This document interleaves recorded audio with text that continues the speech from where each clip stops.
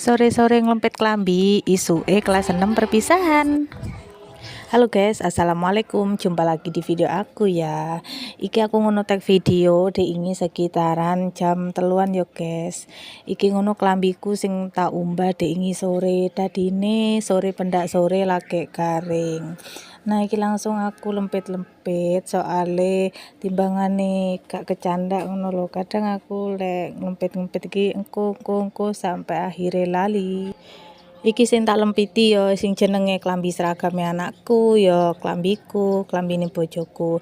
Tapi rata-rata lek klambine bojoku paling yo mek siji loro, sing akeh klambiku karo anakku kuwi wis.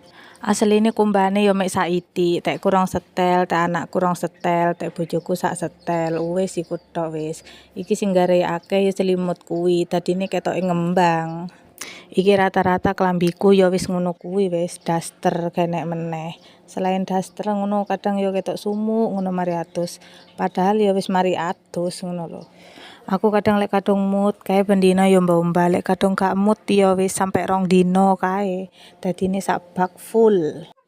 Katene gak full piye wong sedina pindho. Wonge nek telu. Dadi ini kan suwi-suwi ya akeh lek kandang diumbah.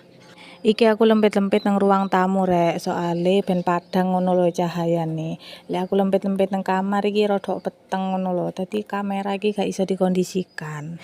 Yo piye maneh iki aku ngonten cuma modal nekat karo HP. Gak duwe sing jenenge tripod-tripodan. Mbuh wis pokok sampean aku duwe duwe, insyaallah tak tuku ngono lho. Iya sampean tak tuku sing elek-elekan, pokok sing regane 50-an kuwi wis. Meskipun gak apik ya wis yang penting iso digawe. Lanjut, iki aku kesuke nang acara perpisahan kelas 6 soale iki wis mulai nyanyi-nyanyi yo guys.